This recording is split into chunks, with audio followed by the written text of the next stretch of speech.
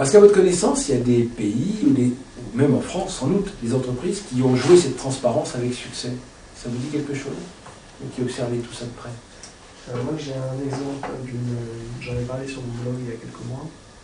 C'est une banque anglaise qui s'appelle First Direct. First Direct, d'accord, oui. Et qui a mis en place un site, alors je ne sais pas s'il est événementiel ou pas, mais c'est un site qui rassemblait sur une page, une home, une sorte de tableau de bord de tous les avis sur la banque qu'il y avait sur Internet. Et ils avaient un petit système d'attribution de notes, donc c'était plus ou moins selon la tonalité du message. Et en fait, il y a un tableau de bord où il y a des plus et des moins en fonction de ce qui se dit sur Internet. Donc en fait, c'est une sorte de manière pour la banque de se mettre en risque, parce que tous les avis qu'il y a sur Internet vont se retrouver sur ce tableau de bord en fait. Donc il y a des fils de tout ce qui se dit sur Twitter, des petits nuages de points positifs et négatifs, on peut cliquer dessus pour voir ce qui se dit vraiment. C'est que la banque fait la recherche sur ce qui est dit sur elle-même, voilà, ils amalgament, et c'est elle-même qui l'agrège. Ils agrègent et ils font une sorte de tableau de bord, donc ça je trouve ça très transparent. Alors c'est un peu, c'est très graphique, c'est bien mis en page, c'est joli, donc c'est surtout je pense sur un réseau social. Oui, sauf que est-ce qu'ils peuvent, oui je crois qu'il y a une phase où ils peuvent poser des questions, mais c'est intéressant de voir aussi des moins, de voir aussi les messages négatifs sur la banque. En fait, il y a des professions qui sont soumises à l'évaluation des consommateurs. On voit dans le domaine des comparateurs sur les loisirs, les hôtels, etc. On voit la levée de bouclier pour les professeurs, pour les médecins. C'est-à-dire qu'en Angleterre, il y a des sites qui s'appellent Rates My Doctor. C'est-à-dire que quand on est médecin généraliste, on a sa fiche et les clients peuvent dire s'il est bien, s'il n'est pas bien. Et ça va jusque depuis le gars qui a que des plus, etc. Puis au gars qui a ça se termine par une grosse croix rouge en travers de la fiche du gars.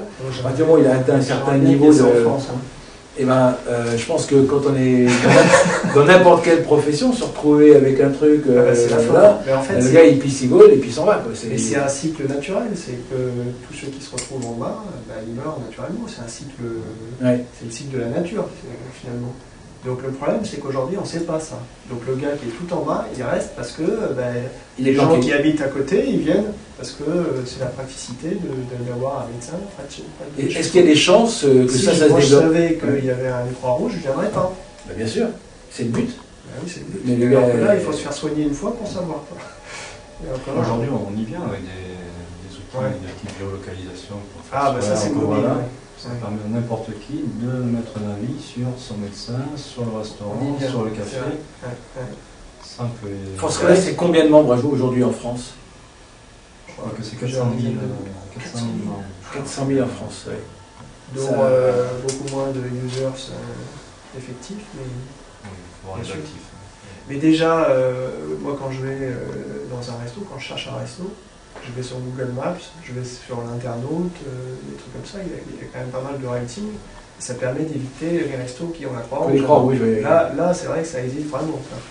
Et Foursquare, je crois que, ou Place, ou des trucs comme ça, ça va donner un coup de fouet à toute cette partie de notation, d'avis client sur les causes. Il y a un des gros apports aujourd'hui de l'Internet mobile pour les marques, notamment pour la distribution, ça va être de pouvoir de nouveau communiquer de façon locale avec les clients. Il y a des expériences, je crois. Il y a beaucoup de choses, oui. Il y a beaucoup de choses. Il y a des outils Foursquare qui sont utilisés par des réseaux, par des distributeurs, mais... il y a la réalité augmentée. En France, déjà, tu as vu des choses ou pas en France sur Foursquare? Il y a...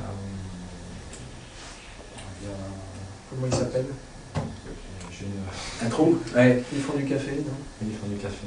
Starbucks, ils font des Starbucks en France? Oui, ils font des opérations. En France, ils ont fait quelques mois. D'accord, j'ai pas noté ça. Une offre promotionnelle au major